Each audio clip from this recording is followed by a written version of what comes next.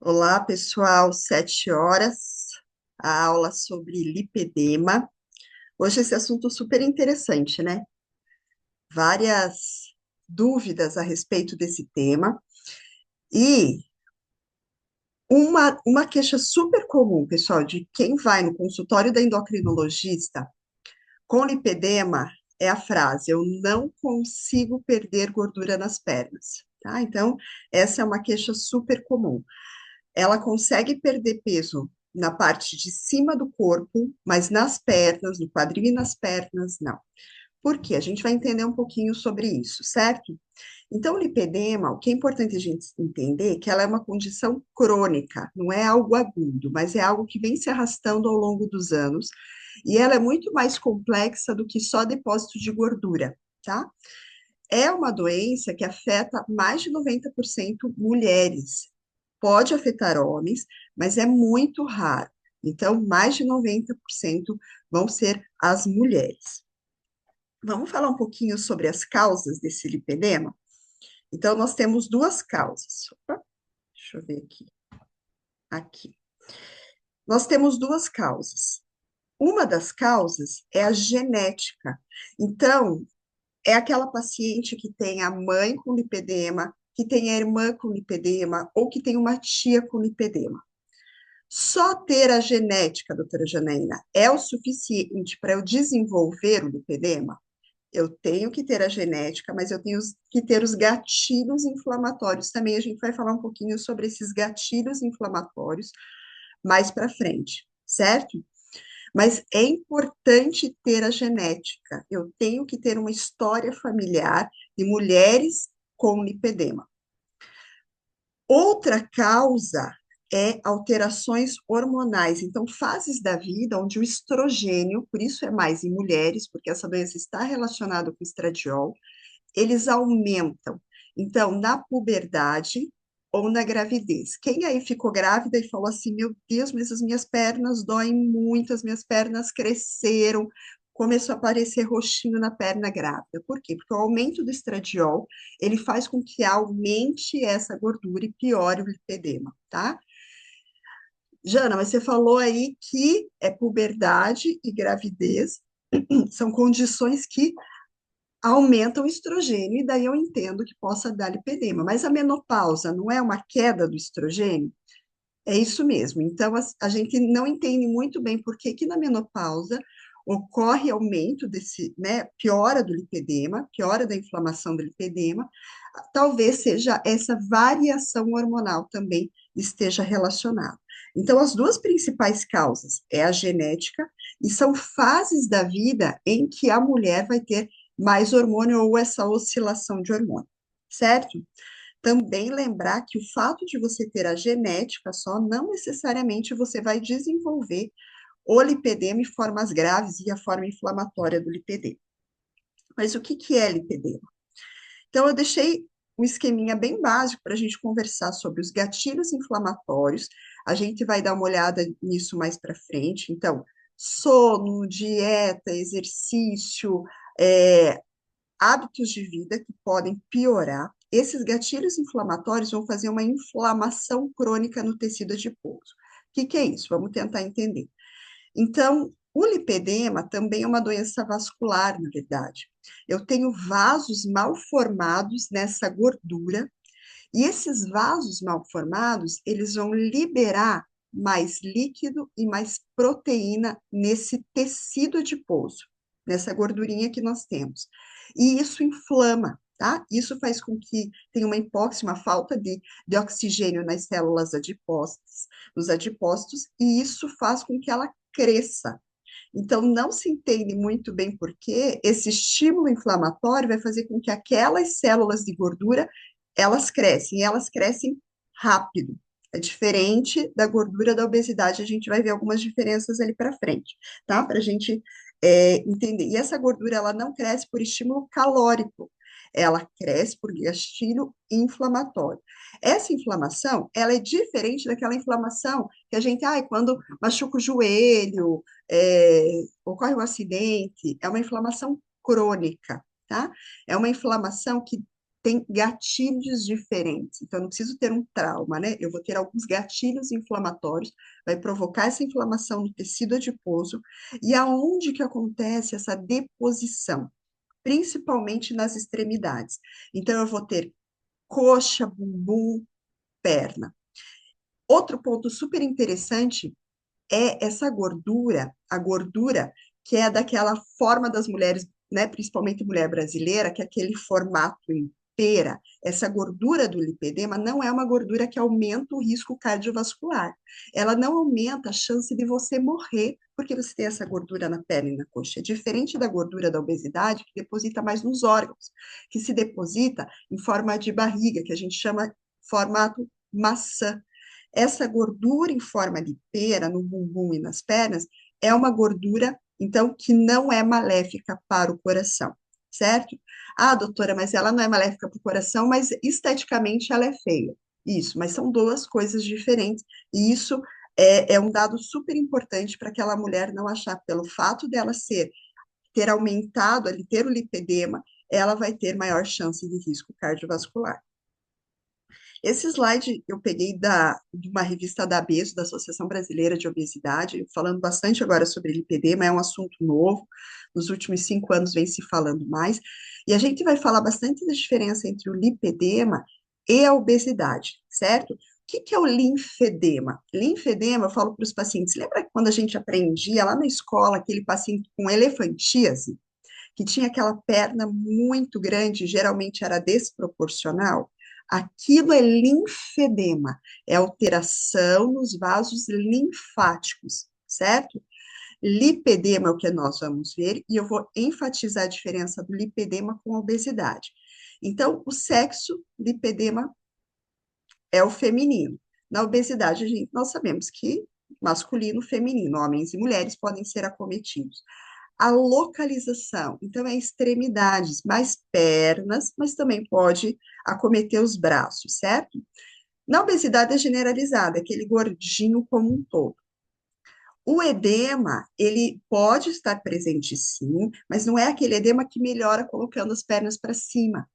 Esse edema vascular, que é o edema, elefantíase é o linfedema, certo? Vamos falar sobre o edema. Então, no lipedema, aqui é um edema que ele não melhora colocando as pernas para cima. E no linfedema, quando eu coloco as pernas para cima, eu melhoro o edema porque é um problema vascular. No lipedema, além do problema vascular, que é menor que o linfedema, mas a gordura, a inflamação na gordura não vai melhorar colocando as pernas para cima.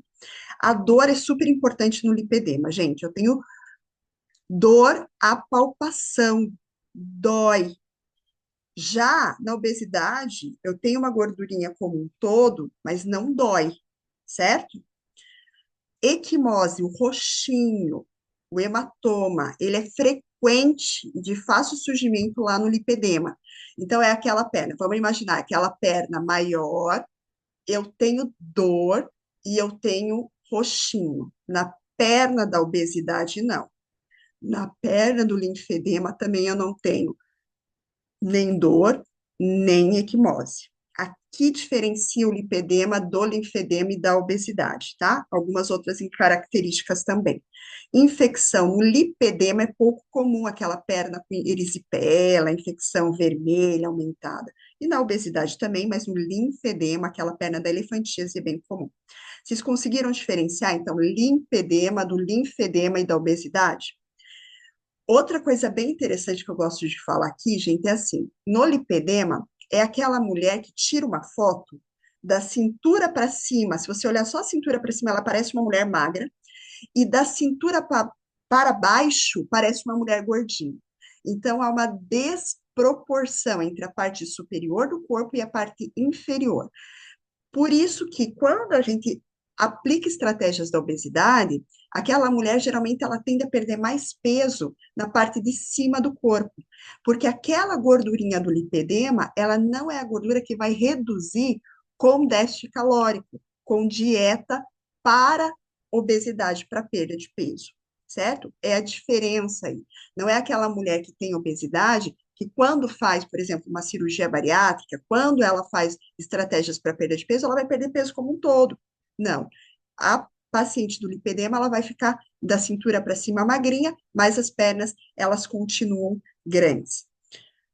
Quais são os sintomas do lipedema? Então, a gente já viu alguma coisinha ali, mas vamos reforçar. Então, eu tenho inchaço, eu tenho, que pode ser mais intenso à noite, ou se você fica muito tempo de pé ou muito tempo sentado.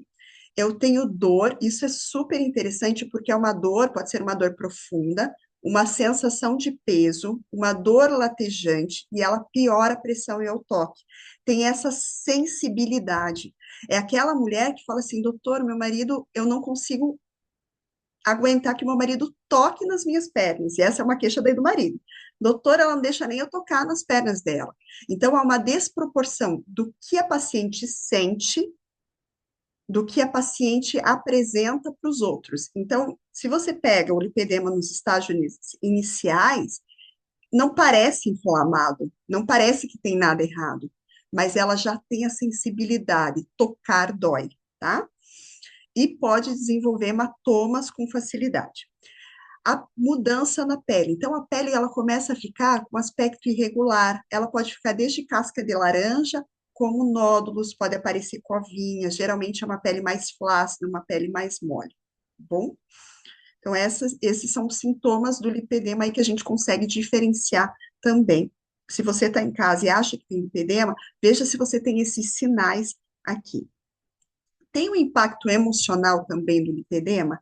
Tem. Então, a paciente, nos estágios é, mais, nos estágios mais graves, ela vai ter deformidade articular, ela pode ter dificuldade para se movimentar. Não consegue caminhar, não consegue subir uma escada, não consegue usar qualquer roupa.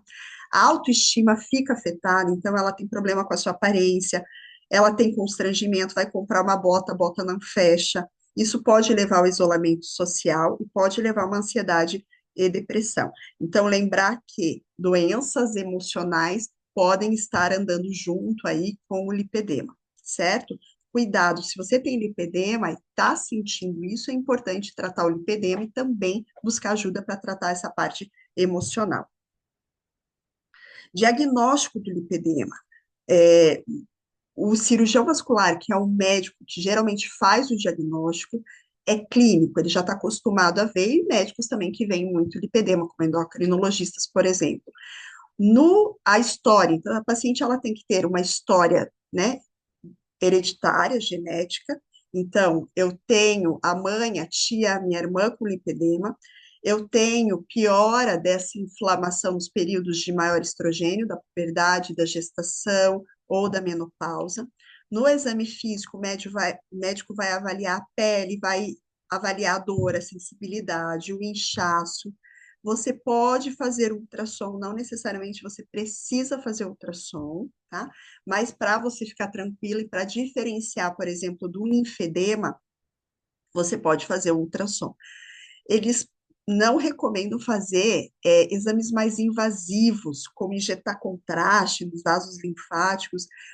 Isso não é recomendado, tá? Hoje em dia. Então, um médico que consiga ver, que saiba ver o lipedema, que sabe a história do lipedema e que tenha tempo para te escutar, para saber se tem gatilhos inflamatórios, isso é super importante. E o ultrassom, ele pode diferenciar de outras causas. Localização. Esse slide é super legal, também tirei lá da revista da Abeso. Aqui, gente, é a classificação com relação à localização, não é a gravidade, é a localização do lipedema. Então, olha aqui, ó, o tipo 1 vai pegar glúteos, quadris e nádegas, e a raiz da coxa, tá vendo? Então, é a parte mais superior aqui dos membros inferiores. O tipo 2, ela vai até a parte interna do joelho. Se ela olhar aquela região poplite, a região atrás do joelho, vai estar mais inflamadinha, vai estar mais tem uma parte de gordura naquela região também, mas olha aqui, vai até o joelho, quadril até a face interna dos joelhos. O tipo 3, do quadril até o tornozelo. Isso é outra característica do lipedema, é o sinal do manguito. A perna é gordinha, o pé é magrinho. Isso diferencia do linfedema também. Então, no lipedema, que é o que a gente está vendo hoje, o pé é magrinho. Parece que alguém apertou tô ali, da perna para cima, eu fico gordinha e o meu pé, ele é magrinho, é o tal do sinal do manguito. O tipo 3 vai do quadril até os tornozelos. O tipo 4 ele pode ser igual ao tipo 2, então ir até os joelhos ou até os tornozelos, mas ele tem braço associado, certo? E o tipo 5 ele vai pegar aqui mais perna de forma geral, um pouquinho mais grave. Mas esses quatro são bem interessantes, conforme a localização. Então, é uma classificação da localização. Pessoal, tá todo mundo me escutando? Tá tudo. Deixa eu dar uma olhadinha no chat aqui. Ótimo, obrigada aí para quem me dá o feedback. Vamos para o próximo? Agora, pessoal, é com relação aos estágios do lipedema. Então, a gente viu a localização é o tipo. Agora, os estágios é a gravidade. Então, primeiro, uma pele mais macia. Se você olhar, não parece que tem lipedema, só que ela tem áreas mais frias. Ela sente que partes da perna dela estão mais geladas, tá? Por desequilíbrio vascular mesmo. Eu já vou mostrar a figura. O estágio 2, ela já parece uma perna com característica de casca de laranja. Sabe quando aquela laranja está bem madurinha? Vai aparecer algumas alterações nodulares, mas não visível ao olho. Quando você olha, parece que a pele dela parece casca de laranja, mas não parece nódulos intensos. Já no estágio 3, não. Nódulos subcutâneos, volumosos, sensíveis, aumenta a circunferência da perna. E no estágio 4 já é o lipolinfedema. Vamos ver a figura que vai ficar mais fácil. Deixa eu me movimentar aqui. Estágio 1, parece uma perna normal, só que o paciente tem dor, o paciente fica roxinha com facilidade, o marido vai tocar, se ela estiver inflamada nesse estágio 1 também, ela vai sentir uma dor, uma sensibilidade ao toque. Ela pode ficar só nesse estágio 1 do lipedema, porque ela cuidou da alimentação, ela está fazendo o exercício correto, ela tirou os gatilhos inflamatórios, mas ela tem lipedema, então ela pode estar no estágio 1, que é o estágio mais tranquilo. Aqui na figura não dá para ver bem, ele até deixaram a figura uma cor diferente, mas é a perna com casca de laranja, tá? Você já vê que, opa, a pele é diferente. No estágio 3, eu já tenho aumento da circunferência aqui, ó. Olha como ela é maior. É uma perna com nódulos, é uma perna que você olha e fala, puxa vida, essa mulher tem muita gordura na perna. E a 4 é o lipolinfedema. Então, eu tenho lipedema mais linfedema. Olha o pezinho dela, como já está gordinho, já tem alteração na pele de inflamação, já tem um linfedema, já tem vasos linfáticos sendo comprometidos, certo? Aqui, doutora, falam que é progressivo o lipedema. Realmente é. Mas se eu tiro os gatilhos inflamatórios, eu posso ficar no estágio 1, estágio 2. Não necessariamente eu vou para o estágio 3, estágio 4, certo? Então, ela é progressiva? É. Mas, se eu cuidar, se eu melhorar, eu posso ficar nos estágios. É igual diabetes, gente. É hereditário. E no diabetes, se eu não me cuidar, eu vou piorando a ponto de ter que usar drogas como insulina.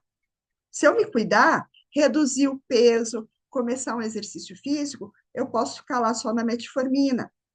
Se eu perder muito peso no diabetes tipo 2, eu posso até parar de usar as medicações, perder muito peso, ok? No linfedema é a mesma, no lipedema é a mesma coisa.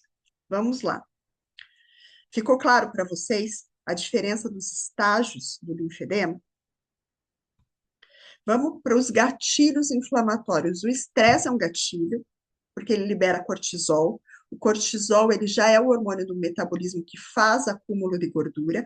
Então, na consulta, a gente vai perguntar o que aconteceu de tão estressante na vida dessa mulher, para essa mulher inflamar tanto, passar do estágio 1, por exemplo, para o estágio 3. Será que ela teve um divórcio? Será que teve acontecer alguma coisa na família? Será que o marido perdeu o emprego, ela perdeu o emprego? Então, o estresse vai fazer essa inflamação, tá? Vai provocar piora do lipedema. Ela já tem a parte genética, já desenvolveu lá na puberdade o aumento da gordurinha, só que agora ela está inflamada, é aquela perna que cresce.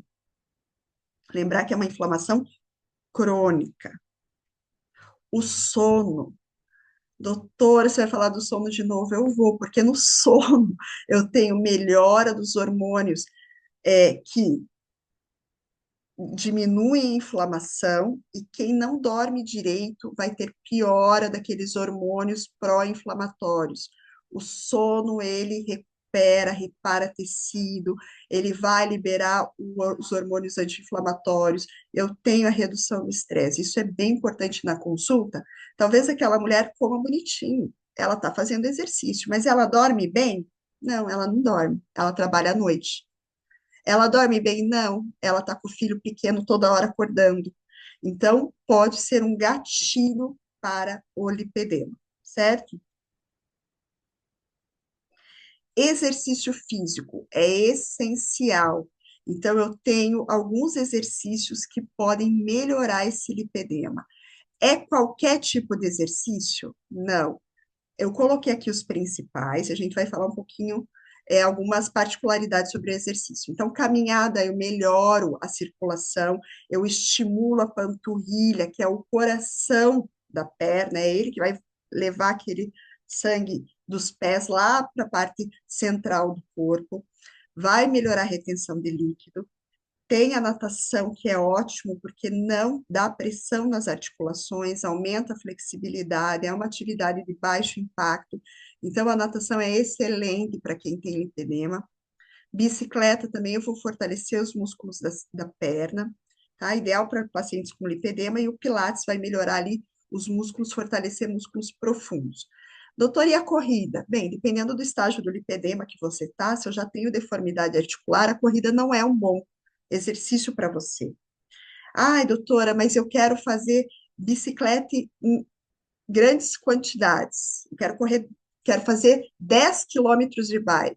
Também, dependendo do estágio que você está do lipedema, não é o melhor exercício. Ah, eu quero ganhar hipertrofia. Se você está na fase inflamatória, pega aquele paciente que está no estágio 3, estágio 4, está com a perna inflamada e põe ele para fazer musculação, ele vai sofrer muito na musculação, ele vai ter muita dor, e não é o momento de você fazer agora hipertrofia. Você precisa melhorar primeiro a inflamação, para depois você fazer exercícios que aumentem a musculatura. Se você simplesmente começar a fazer exercícios para aumentar a músculo, a mulher com lipedema, ela tem até 30% a menos força muscular na região de coxa do que outras mulheres. Então, talvez uma caminhada, uma natação, nesses estágios mais inflamatórios, seja melhor do que a musculação em alta intensidade, certo? Aí entra a importância de um profissional de educação física bom, se for um professor, né, de educação física que tem aí já experiência com lipedema, faz muita diferença. Tem que passar no médico, ele vai avaliar, ele vai dizer para você qual o melhor exercício no estágio do lipedema. A alimentação, né? A alimentação é uma alimentação anti-inflamatória. A gente tem que tirar os gatilhos. Quais são os piores gatilhos hoje? Açúcar, gordura e o sal. É aquela paciente. Gente, se cair, eu coloco de novo, tá? Mas temos 10 minutinhos ainda.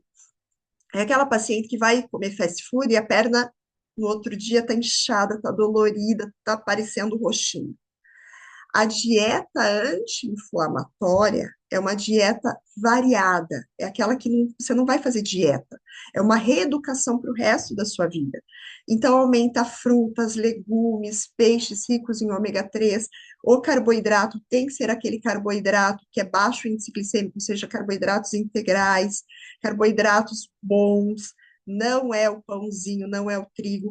Aqui muita gente fala, doutora, eu preciso tirar todo o leite, todo o trigo. Se você não tem intolerância, não precisa. Se você se conhece, vai no médico, ele entende que o trigo e o leite não são teus gatilhos inflamatórios, talvez você não precise tirar totalmente da dieta. Mas tem pessoas que o gatilho é o trigo, o gatilho é a lactose. Aí eu preciso tirar esses alimentos da refeição dela para que ela tenha melhora no aspecto do lipedema. Gente, beber água, quem é meu paciente sabe, eu falo muito da água. Tem, precisa se hidratar, senão há uma piora da inflamação no lipedema. Então, aqui a importância da endócrino, da nutricionista, para te ajudar a melhorar essa hidratação, para diminuir esse gatilho inflamatório do lipedema. Quais são algumas terapias complementares? Gente, massagem, drenagem linfática é excelente para quem tem lipedema. Então, vá numa profissional que saiba fazer a drenagem linfática para o lipedema, melhora muito o inchaço, melhora muito o aspecto inflamatório, a compressão, então, meias de compressão ajudam muito também a reduzir aquele inchaço do dia. Quando que eu devo colocar a minha meia Scandal, doutora? Aquela minha meia de compressão. Acordou? Coloca a meia. Você tá com a de dia, você quer colocar meia, tem que deixar um pouquinho a perna para cima. Ah, mas o lipedema não melhora com inchaço, mas o inchaço, um pouquinho do inchaço vascular que tem, ele vai melhorar, e daí você coloca a meia, tá? Eu não posso colocar minha meias de compressão quando a minha perna já está inchada. Isso é errado. Então, acordou, a perna tá sem aquele inchaço vascular, você põe a meia de compressão e melhora muito aquele aspecto inflamado do lipedema. Massagens, então, outros tipos de massagens relaxantes ajudam a reduzir o inchaço e ajudam a melhorar a dor. Essas terapias complementares, gente, junto com a redução ou retirada dos gatilhos inflamatórios, elas melhoram esse aspecto do lipedema, tá? Tratamento cirúrgico, lipoaspiração, quando que eu faço? A lipoaspiração não é para todo mundo. Se você está nos estágios iniciais, você não precisa de lipoaspiração.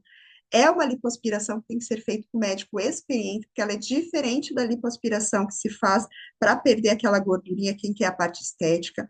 É uma lipoaspiração diferente. Tenho que ter profissional capacitado e eu preciso reduzir a inflamação antes da lipoaspiração. O que está acontecendo muito, e estudando sobre lipedema, os cirurgiões vasculares falam assim, aquela paciente que vai no cirurgião plástico, ele já marcou a cirurgia para daqui a um mês, e a gente não consegue tirar o processo inflamatório, mudar os gatilhos inflamatórios, e qual que é o problema? Isso eu achei super interessante estudando para essa aula. Se a mulher faz uma lipoaspiração em coxa, em bumbum do lipedema, e ela não retira os gatilhos inflamatórios, pessoal, essa gordura pode voltar, só que agora ela pode voltar como gordura visceral. Se era uma gordura que não trazia risco cardiovascular, e ela não melhorou depois da lipoaspiração, os hábitos alimentares, exercício, sono, pode voltar como gordura visceral, que daí sim é uma gordura que tem risco cardiovascular. Olha a importância de você fazer um tratamento clínico antes, a importância de você mudar os seus gatilhos inflamatórios antes de uma lipoaspiração, certo?